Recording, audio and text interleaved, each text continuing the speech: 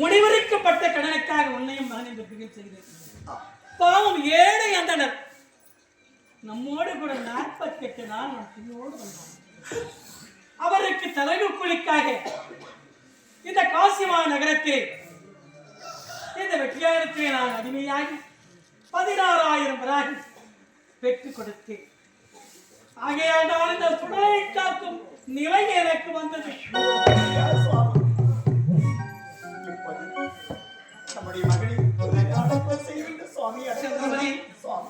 இந்த சுடலை நான் காத்துக் கொண்டிருக்கிறேன். இரட்டிலே பணமோ காசோ கிடையாது. ஏனென்றால் கால் பணம் முடக்குண்டு ஆண்டைக்கு சேர வேண்டியது. இந்த வாக்கரிசியை கொதிக்க வைத்து நான் குடித்தேன், ஜீவனை ஓட்டிக் கொண்டிருக்கிறேன். ஆகவே உன்னை அடிமைக்கொண்ட ஆண்டையிடத்திற்கு சென்று நீ கால் பணம் முடக்குண்டு வாக்கரிசி கொண்டாட ஏற்பாடு செய்துவா.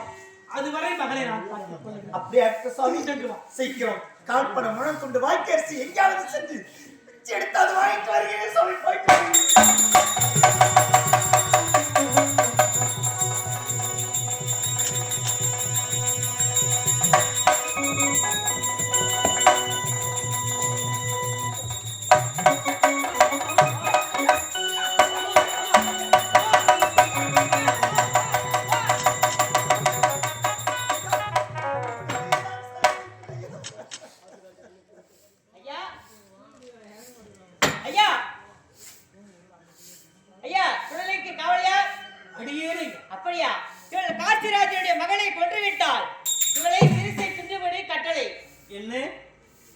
பணத்திற்காக காசிராஜன் மகளை கொன்று விட்டார். அவளை வெட்டும்படி அரச கட்டளையா? ஆமா. நிறைவேற்றிட்டே கட்டி கொடுத்து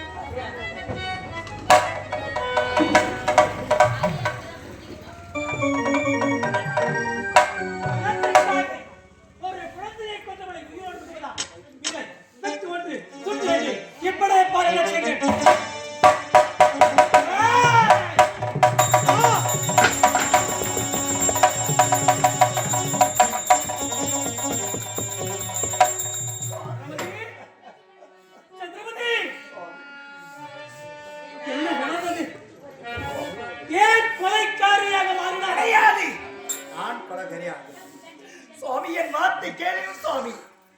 தங்களுக்கு சேர வேண்டிய கால் பணம் முழக்கொண்டு வாக்கரிசி வாங்கிட்டு வா சந்தர்வதி என்று என்னை வழிபட்டு அனுப்பி வைத்தீர்கள்.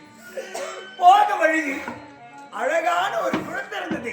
அந்த குழந்தை இது நம்முடைய குழந்தைதானா என்று வாரி அடித்து முத்தம் கொடுக்கலாம் என்று பார்த்தான். அது நம்முடைய குழந்தை கிடையாது, நம்முடைய குழந்தை கிடையாது. அந்த குழந்தையை சாகடித்து கொண்டு வந்து வழியில் போட்டுவிட்டு வழியை சுமத்தி விட்டார்கள். சந்திரமதி, நீ கொல்லவில்லை என்பதற்கு ஏதாவது சாட்சிகள் இருக்கின்றனவா? நான் எப்படி சொல்வது சுவாமி? சாட்சி சந்திரமதி, அரச கட்டளை நான் நிறைவேற்றியாக வேண்டும். நான் ஒன்றுமே செய்வதற்கில்லை. கடவுள் தவறாமல். ஆகவே நீ மகன் தெய்வத்தை வேண்டிக் கொண்டு முதல் படிக்கு ஏறி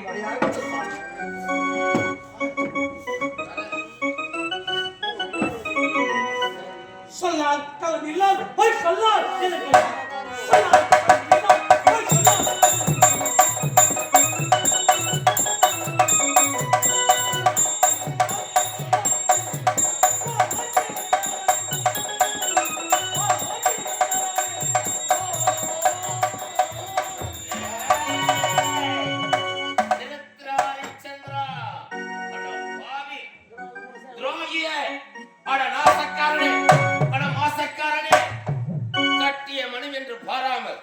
கட்டிய மனைவியே பலி கொடுக்கும் உனக்கு துணிந்து தயடா.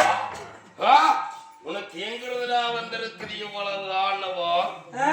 ராஜரிஷி, கடைசி நேரத்திலே வந்து எப்படியாகிலும் ஒரு சிறியப்பை வெட்டிவிடலாம் என்று வந்திருக்கிறாய். இப்பொழுது விட்டு மகளை இல்லை என்று ஒரே ஒரு பொய் வார்த்தை சொல்லிவிடு. இவ்விடத்தை விட்டு நான் சென்று விடு. எனக்கு எதுக்குடா இந்த நாடு நகரம்? நானோ ஒரு கானகவாசி. நீ இல்லை என்று சொல்லிவிட்டால் நான் கானகத்துக்கு திரும்பி சென்று விடுவேன். நாட்டை உன்னிடத்திலே ஒப்படைத்து விடுவேன்டா.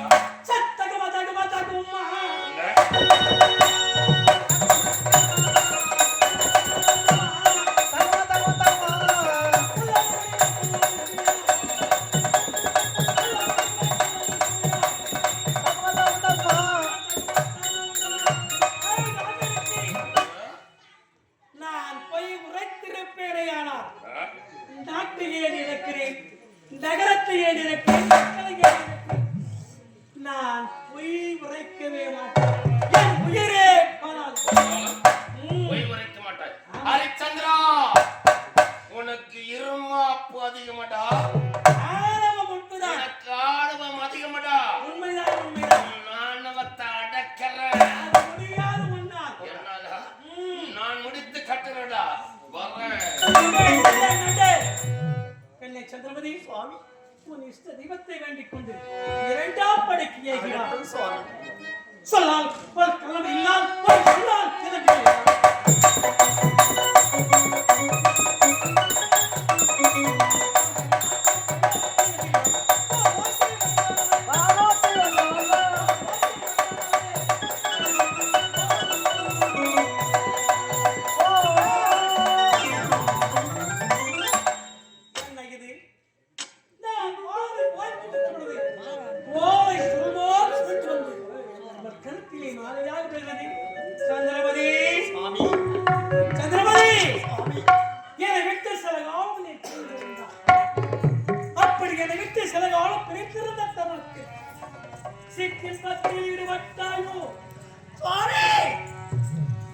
அரசனே எனது கற்பில், அரசனே எனது கற்பில் அணுவலம் வேதமில்லை. சரசனே நான் நடந்ததில்லை. அந்த சண்டாளன் முனிவன் சூதோ சிவசிவா, ஓம் நமச்சிவா. புறவரால் என்னை வெட்டி வீரம் பெருகுவீரே.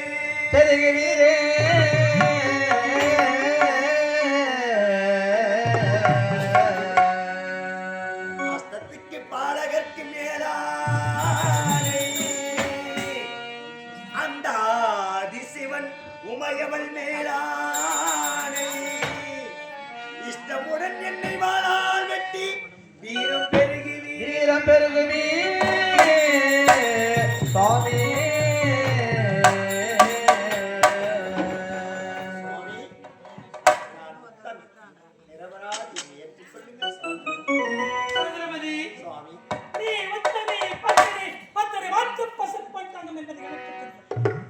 ஆனால் ஊர் மக்கள் தெரிந்து கொள்ள வேண்டும், நாட்டில் உள்ளவர் தெரிந்து கொள்ள வேண்டும். சந்திரமதி உத்தமி பத்தினி என்று ஊர் மக்கள் புரிந்து கொள்ள வேண்டும் என்பதற்காகத்தான் நான் உன்னிடத்தில் கேட்டிருப்பேன். சரி, நீ தெய்வத்தை வேண்டிக் கொண்டு மூன்றாம் படிக்கு ஏகிறார். ஆகட்டும் சுவாமி. அரணே கவதரணே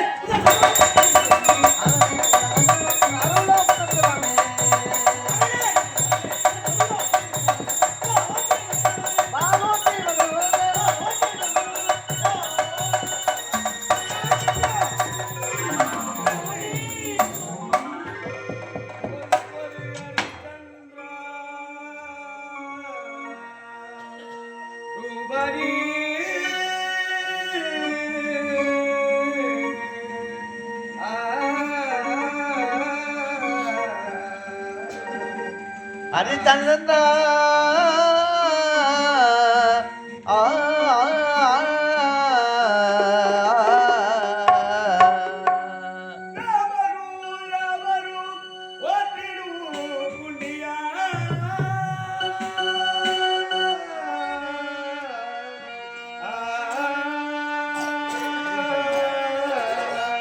போற்றிடும் புண்ணியா ஹரிச்சந்திரா. ஹரிச்சந்திரா, நீ வாழ்க, நீ கொடை வாழ்க, நீ தொண்டு வாழ்க. என்ன பெருமை, என்ன பெருமை. சுவாமி மனிதன் என்றால் இப்படியல்லவோ மனிதனாக இருக்க வேண்டும். ஆண்டவரே, இந்த பாவியை காண்பதற்கு இப்பொழுதுதான் நேரம் கிடைத்ததா? ஐயனே, நீ வாழ்க, நீ துணை வாழ்க, நீ மனைவி மக்கள் அனைவரும் வாழ்க என்று வாயார வாழ்த்துகிறீரே சுவாமி. என் நிலைமையை பார்த்தாயா? சுடலையை காத்துக் கொண்டிருக்கின்றே. பார்த்தாயா எங்கள் நிலைமையை சுவாமி? பார்த்தாயா? இனி கலங்க வேண்டாம். எதற்காக இந்த கலக்கம்? தேவர்கள் அனைவரும் ஒன்றாக சேர்ந்து சோதித்து பார்த்தோம். ஆனால் நீ சாதித்து பார்த்து விட்டாய். மனிதன் என்றால் உன்னை அல்லவோ நான் சொல்ல வேண்டும். என்ன ஒரு பக்தி, என்ன ஒரு பக்தி. ஐயரே, தேவர்கள் அனைவரும் ஒன்று கூடி சோதித்தீர்களா? ஆமா, சோதிப்பதற்கு எங்கள் குடும்பத்தால் கிடைத்ததாக இதோ பார்த்தாயா, நாடு இழந்தேன், நகர் இழந்தேன், செக்கோலை இழந்தேன், சுடுகோலை ஏந்தபடி செய்துவிட்டு என்னே பக்தி என்று புகழால் சுற்றுகிறாயே சுவாமி. பார்த்தலையா சுடுகோலை ஏந்தபடி செய்துவிட்டாயே என்றவா. ஹரிச்சந்திரா, இதோ பார்த்தாயா, உன்னுடைய பெருமைகள் தேவர்கள் அனைவருக்கும் தெரியும். உன்னுடைய புகழை இந்த நாடெங்கும் பரக வேண்டும் என்ற காரணத்தினால்தான் தேவர்கள் அனைவரும் சேர்ந்து இந்த நாடகத்தை நடத்தினோம். அப்படியா? அதில் உன் குடும்பத்தை ஒரு பாத்திரமாக வைத்து இதை முடித்து இருக்கின்றோம். சுவாமி தெரியாது, சொல்லுங்க. நீ பிடித்திருக்கின்றாயே சுடுகோல் என்று நினைத்துக் கொண்டிருக்கின்றாயா? அது சுடுகோல் அல்ல, அது கரத்தில் இருக்கும் செங்கோல். சுவாமி, நான் காத்திருந்தது சுடலைதானே. நீ காத்திருந்தது சுடலை கிடையாது, இது யாகசாலை. அப்படி என்றால் நான் புசித்தது வாக்கி அரிசிதானே சுவாமி. நீ புசித்ததெல்லாம் வாய்க்கு அரிசி கிடையாது, நீ புசித்ததெல்லாம் அர்ச்சனைகள். அர்ச்சனையா? ஆமா. என்னதான் இருந்தாலும் சுவாமி, தவமிருந்த உன்னருளால் ஒரே குமாரன் ஒப்பற்று குமாரனை பெற்றெடுத்தேன். எங்களுக்கு கொள்ளை போடுவார் என்று இறந்து விட்டாரே. அர்ச்சத்ரா, உன் மகன் இறந்து விட்டார் என்று கலங்கிக் கொண்டிருக்கிறாயா? உன் மகன் இறக்கவில்லை, என்னுடைய இளைய மகன் முருகனோடு விளையாடி கொண்டிருக்கிறார். உண்மையாகத்தான் வருவானா? நிச்சயம் வருவான். மகனே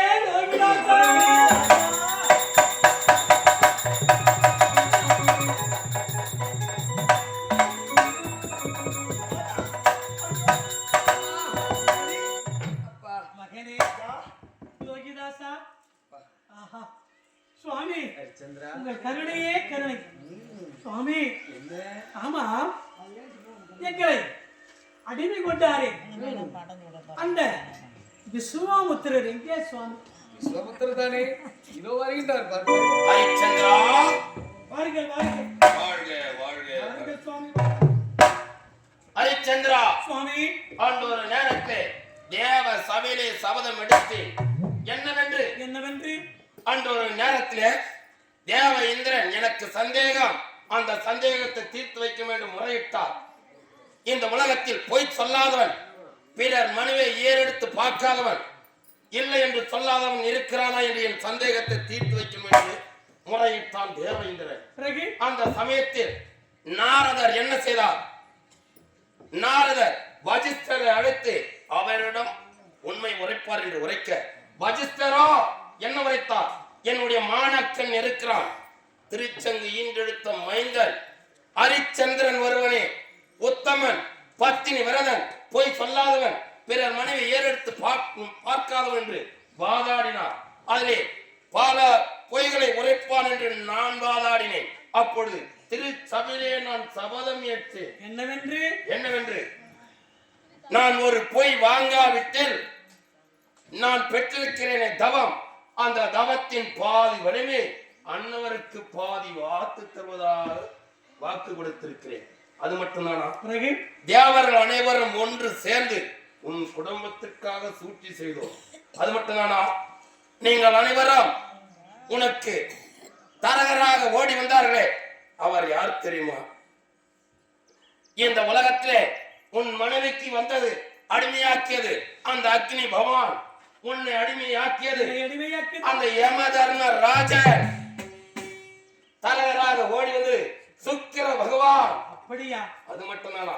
பாம்பாக ஓடி வந்தது முருகப்பெருமான். அப்பா, அனைவரும் ஒன்றாக சேர்ந்து உன் குடும்பத்தை சோதித்து பார்த்தோம். ஆனால் நீங்கள் சோதனையில் வெல்லவில்லை, சாதித்து விட்டீர்கள். சாதனை படைத்தவர்கள் நீங்கள். அந்த சாதனையிலும் நான் தோற்றுவிட்டேன். ஆகினால் சாதனையில் வென்றவர் நீ, சாதனையில் சாமர்த்தியமாக வென்றவன் நான். தோல்வியுற்றவர் குருவே. வாருங்கள் வாருங்கள் சுவாமி. அது விரித்த பிரகாரமே ஆகினால் இப்பொழுது என்ன தெரியுமா செய்ய போகிறேன்? அன்று நான் கொடுத்த பிரகாரம் இது அணிந்திருக்கிறேன் பூணூல். இந்த பூணூலை அறுத்து எறிந்து விட்டு மது உடத்தை என் தோளின் மீது சுமந்து நான் வடதிசையாக செல்கிறேன். சுவாமி, ஹரிச்சந்திரா, இந்த உலகமே தெரிந்து கொள்ளும் அளவுக்கு உங்களால்தானே நடந்தது. உண்மைதான். சுவாமி, என் மகன் பிழைத்தால் மட்டும் போதுமா? சரி.